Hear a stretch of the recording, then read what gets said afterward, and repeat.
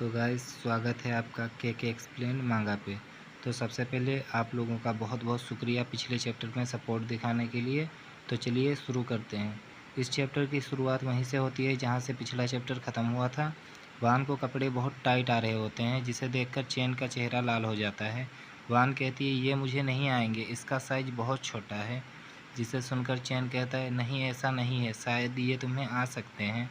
फिर उन बंदों को दिखाया जाता है जिन्हें चैन ने बहुत बुरी तरीके से पीटा होता है। उसमें से एक आदमी बोलता है आखिर ये कैसे पॉसिबल है, एक यूजलेस स्पिरिचुअल रूट का बंदा ब्लू तलिस्मान को इस्तेमाल कर रहा है। दूसरा आदमी कहता है आखिर तुम हो कौन। तभी पीछे से कोई आते हुए कहता है हटो तुम लोग, इसे मुझे हैंडल करने दो। वो अपने ब्लू रैंक के तलिस्मान को खुद क्रिएट नहीं कर रहा। फिर उन्हीं दोनों में से एक आदमी बोलता है ये तो साउथ सी सेक्ट का सबसे यंगेस्ट स्टेप 4 का कल्टीवेटर है। फिर उनमें से दूसरा आदमी बोलता है क्या ये ब्लू फैन है, ये तो तालिस्मान जनरल में से एक है, अब तो ये लड़का मारा जाएगा। चेन उसे देखते हुए कहता है कौन हो तुम। ब्लू फैन बोलता है मुझे फ़र्क नहीं पड़ता कि तुम्हें ये गिफ्ट कैसे मिला कि तुम ब्लू तालिस्मान को एक यूजलेस स्पिरिचुअल रूट के साथ इस्तेमाल कर पा रहे हो। एक यही वजह है जिसके वजह से तुम अभी तक यहाँ पर टिके हुए हो, लेकिन तुम्हारी ये हरकत अब और देर तक नहीं चलने वाली। फिर वो अपने पंखे को ओपन करता है और कहता है इसे 17 ब्लू तलिस्मान को जोड़कर बनाया गया है, ये मेरा यूनिक वेपन है और इसी की वजह से मुझे जीनियस भी बोला जाता है। और उसके पंखे से इलेक्ट्रिसिटी बाहर की तरफ निकल रही होती है। चेन उसकी बातें सुनकर हैरान होते हुए कहता है क्या 17 ब्लू रैंक के तलिस्मान। फिर वो वान से बोलता है मैंने तुम्हें पहले ही कपड़े दे दिए हैं, इसलिए मेरी मदद करो। वान बोलती है नहीं मुझे ये फिट नहीं हो रहे हैं। जिसे सुनकर चैन अपने मन में कहता है क्या ये अपने शब्दों से पीछे हट रही है। फिर वो कहता है तुम पीछे से बहुत सुंदर दिख रही हो, अब जल्दी करो। तभी ब्लू फैन उसके ऊपर अटैक करते हुए कहता है चलो अब मुझे अपने पावर को तुम्हें दिखाने दो। नेक्स्ट सीन में ब्लू फैन के पंखे टूटकर उसके नाक और कान में घुसे होते हैं। चेन उसे उठाते हुए कहता है सच में ये बहुत डेंजरस था। फिर वो वान से कहता है थैंक्स मुझे 3 सिल्वर रैंक के तालिस्मान देने के लिए। वान को दिखाया जाता है जो बहुत ब्लश कर रही होती है। कहती है थैंक्स की कोई ज़रूरत नहीं, तुम ये बताओ क्या तुम सीरियस थे जब तुमने मुझे खूबसूरत कहा था। चैन उस आदमी से कहता है मुझे जल्दी बताओ जू कहाँ पे है। वह आदमी डरते हुए कहता है मुझे जाने दो, जू अभी बिल्डिंग के टॉप फ्लोर पे है। फिर हमें मीटिंग हॉल का सीन दिखाया जाता है जहाँ पे सभी के मोबाइल से टूटने और फूटने की आवाज़ें आ रही होती हैं और वो सब गेम खेल रहे होते हैं।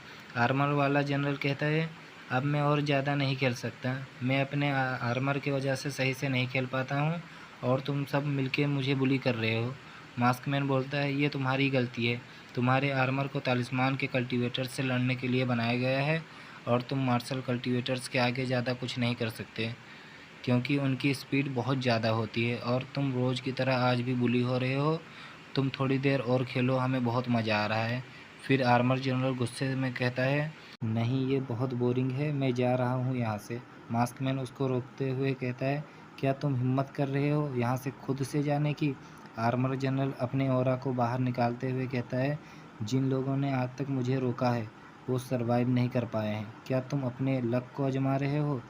उसे गुस्से में देखकर मास्कमैन साइड में हट जाता है।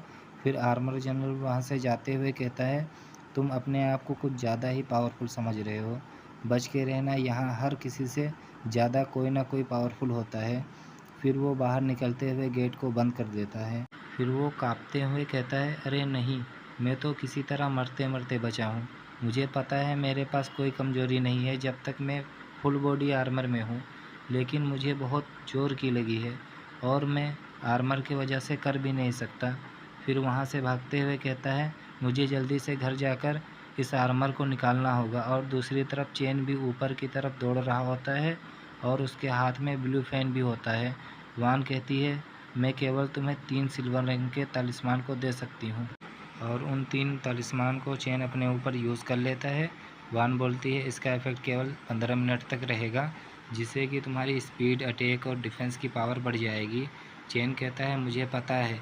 पीछे से ब्लू फैन रोते हुए कहता है प्लीज़ मुझे घसीटना बंद करो, मेरा सर दर्द हो रहा है।